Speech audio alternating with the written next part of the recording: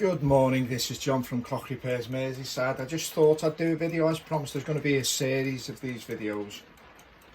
This is the ship's clock I was talking about at some point. So this is video number one.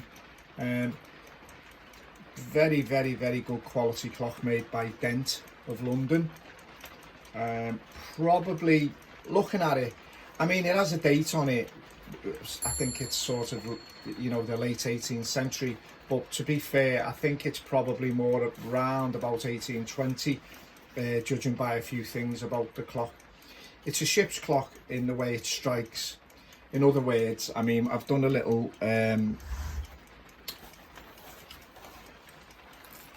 wrote down how a ship's clock strikes.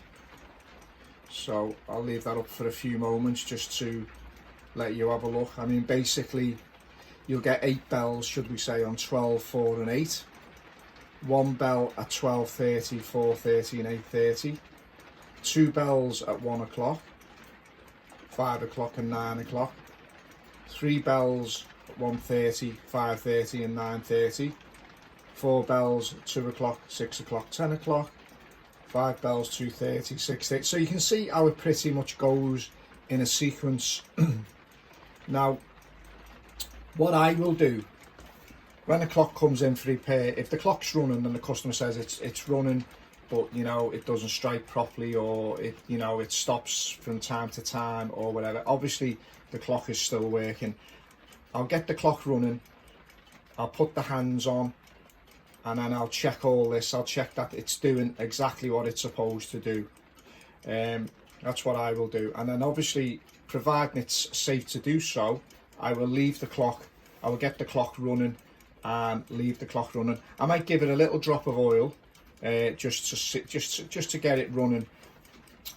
Reason being, I want to check it out really before I start taking something to pieces. I want to and do a service. I want to check it out to make sure it's doing everything it should do. You know, the customer is right about, because what you've got to understand sometimes, not in this particular case by the way, but what you've got to understand sometimes is that sometimes the customer gets these clocks and they don't know, they haven't got an idea about what the problems are with it. They've inherited it, they don't know. Half of them are used to working with quartz clocks, putting a battery in and away you go, and that's it, you know, that soulless thing that they have. But this particular clock belongs to a sailing club. It had regular service. When I say regular service, the last time it was serviced, it was in 2009. I think I was a little bit disappointed in when I think some of the screws were in the wrong place, and I'll show you what I mean by that in a second. But other than that, I mean, it's pretty, you know, it does exactly what it's supposed to do. I've checked its striking out, it's pretty decent. I'll just go to say, well, it's going to be 8 o'clock, I think, isn't it? Yeah, maybe. Let's see what happens. That's 4 on that. Must be in the wrong position.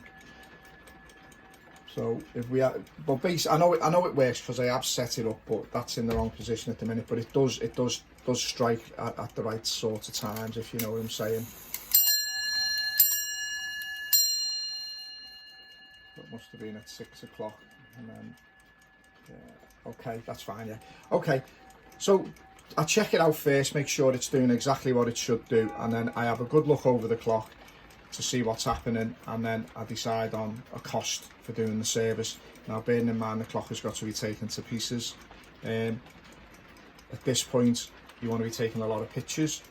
You want to be making notes. You want to be, you know, doing everything possible that's going to give you the best chance possible of getting that clock together. This clock is a double Fusee clock, and as you can see, it's in pretty good shape. Excuse me, it's in pretty good shape. If you have a look at the platform's very early. There's your platform statement on that, so that's pretty early. This is the type of clock I enjoy working on, I really do. It's very heavy clock, very heavy indeed. I'll just show you that striking mechanism again.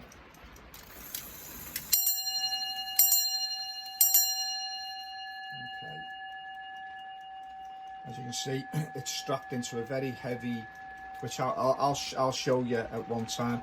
It's strapped into a very heavy wooden carved case, typically Victorian to me, but you know, from a really good make. And as you can see, the quality is there. If we look at the bottom of the movement, I think I'll just whip this bell off and show you. There's my pliers.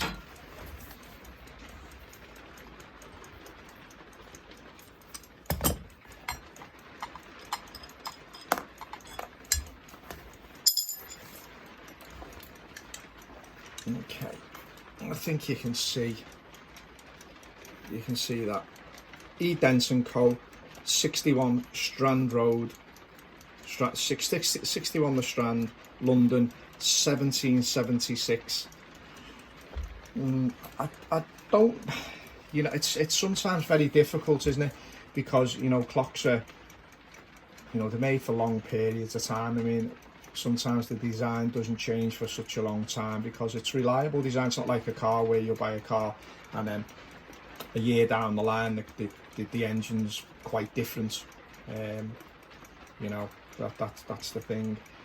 What I was trying to say before about the screws being different, in the bell you'll see one of the screws is it's been sort of filed, if you like, so it's thinner, and then the bell goes on its stand, and then but someone had put a screw out of one of the brackets into it and it was sticking up, so it was hitting the bell. So I assume that that's been like that since it was last serviced. Also, if we look at the bottom here, you see this screw here is actually not screwed all the way in, and it doesn't screw all the way in. So somewhere on this movement there's a screw which is shorter for some reason, or you know, it's obviously different to go there. As you can see, there's also the residues of oil. It's not actually dry, to be fair, but you know, this is the other thing sometimes.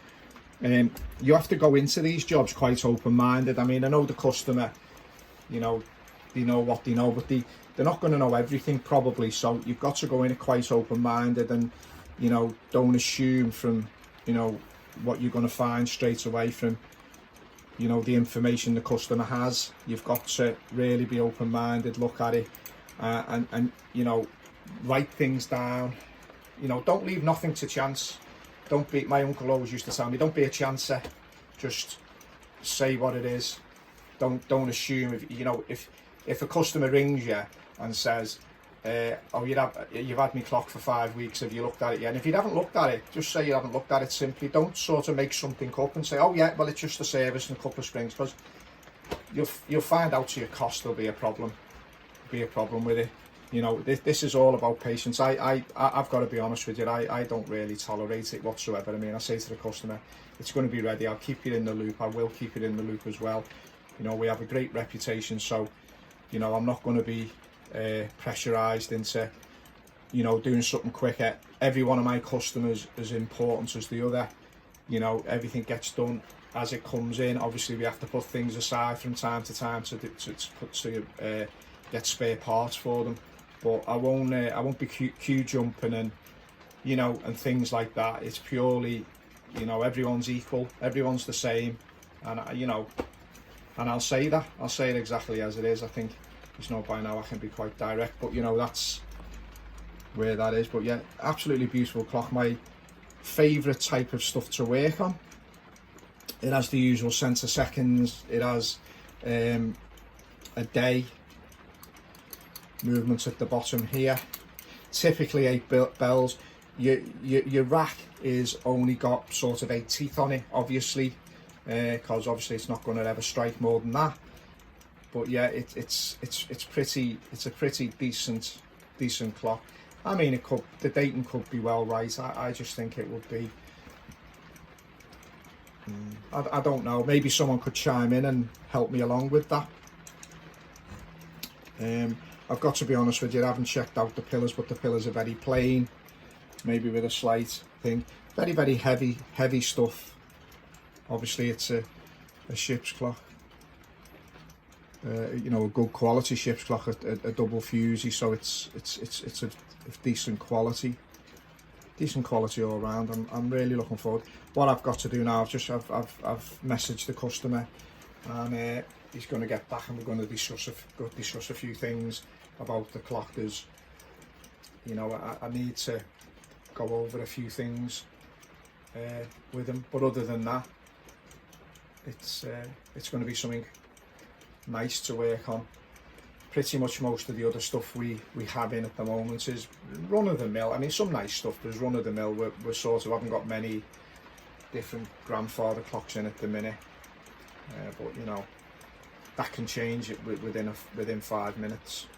Anyway, this is video number 1 of the ship's Fusee clock. So when I get a chance, as we get some, when I speak to the customer, I'll be starting to dismantle it. So the photographs,